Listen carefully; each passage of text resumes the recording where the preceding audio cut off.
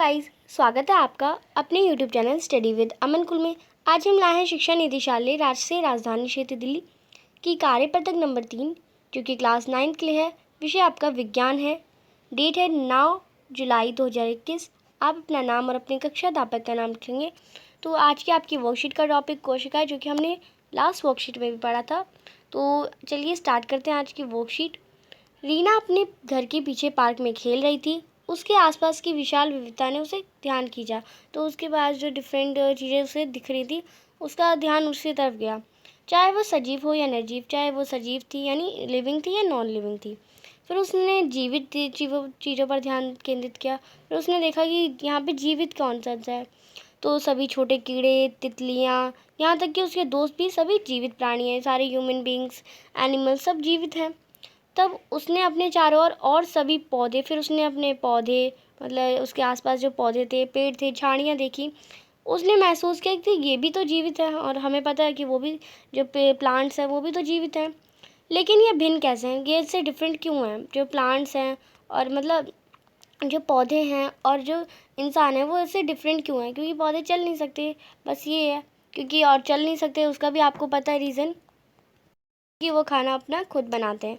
ये वास्तव में मूल संरचना, जिसे कोशिका कहते हैं, की वजह से भिन्न है, जिसके द्वारा वह बने हैं। क्योंकि हर ह्यूमन बीइंग और प्लांट सब एक कोशिका से बने होते हैं, बहुत छोटी छोटी कोशिका से बने होते हैं। पौधों की कोशिका होती हैं वो अलग होती हैं, और जो जीव जंतुओं की कोशिका होती है, जो एनिमल्स की होती हैं, वो अलग होती हैं।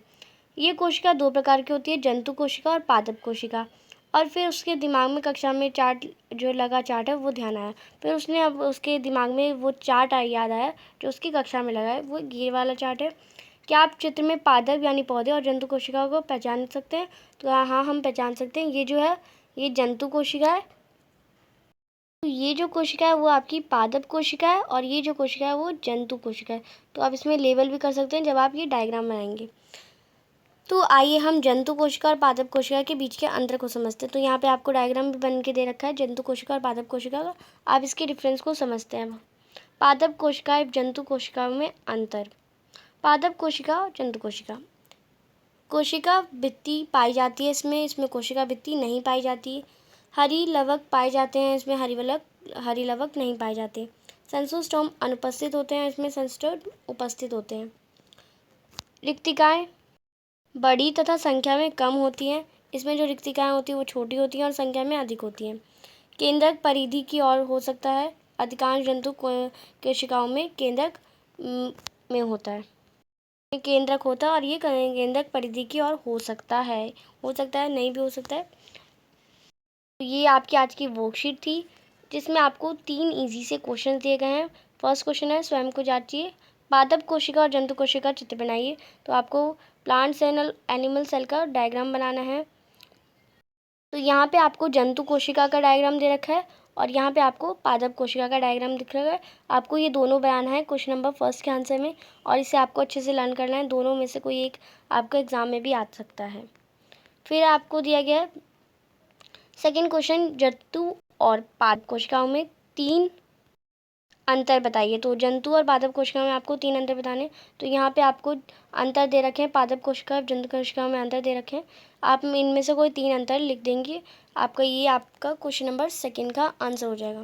क्वेश्चन नंबर थर्ड है, क्लोरोप्लास्ट किस कोशिकाओं में मौजूद होता है? तो क्लोरोप्लास्ट आप यहाँ पे से आंसर करेंगे, पादप कोशिका में क्लोरोप्लास्ट मौजूद होता है या उपस्थित होता है। आप ये इसका आंसर कर लेंगे।